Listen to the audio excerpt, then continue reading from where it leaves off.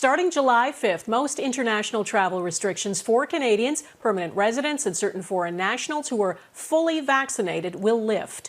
They will no longer have to self-isolate or stay in a quarantine hotel on arrival in Canada. They must have had vaccines approved for use in Canada. Children under 12 who are not vaccinated will be able to travel too, but will still have to quarantine at home for 2 weeks. As of today, more than 7 million Canadians have had that double dose, just under 20% of the population. This cracks open the door to easier travel, but it's not a complete restart plan, and it doesn't open up Canada to fully vaccinated citizens from other countries. In our top story tonight, David Akin explains the new rules and what you need to know to prove your vaccination status.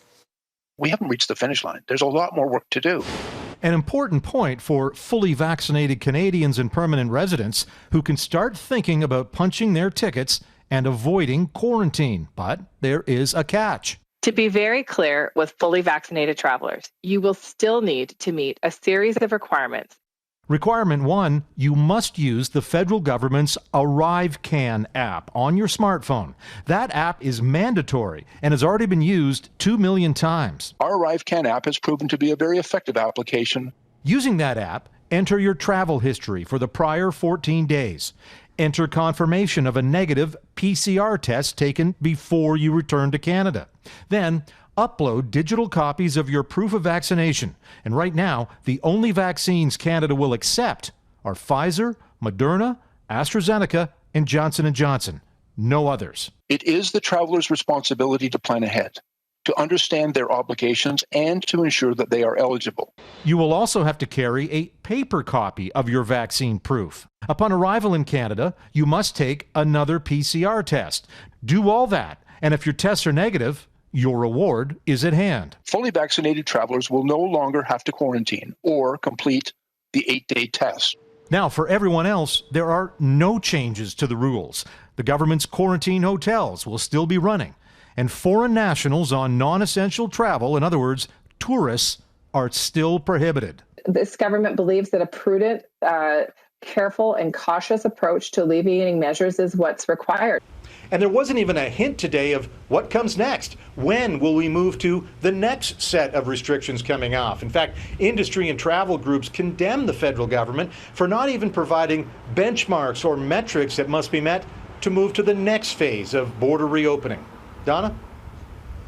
All right, David Akin in Ottawa, thanks. As David said, it will still be a challenge to navigate all the rules around travel, not just for Canadians coming home, but for those trying to make plans for trips to other countries in the months ahead. From tourists itching to fly to families anxious to reunite, obstacles remain in place. Robin Gill explains.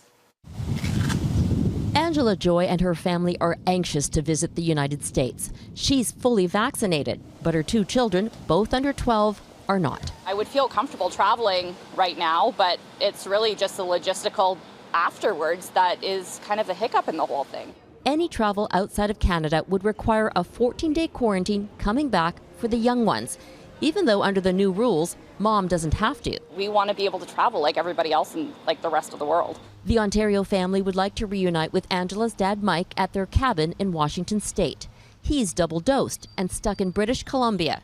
Just a 45-minute drive to the family's second home at the base of Mount Baker, which he can even see from this side of the border, but can't get to. What's the sense of having a second vaccination if you can't move around freely? And undoubtedly, this will be challenging for families who want to travel. Travel agents say there is still some hesitancy, but that travel demand is picking up.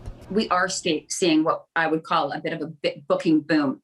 Nowhere near the levels pre-pandemic. There's really pent-up demand. We've been locked down for so long. You can only look at the same 4 walls for so long. For now, Mike Joy can only stare at family photos and feel frustrated that it could be easier for him to fly to Europe than to drive across the border. NHL players can move freely across the border now, but yet they, for some reason, choose to neglect the average person. And here's the other need for travel in the Joy family.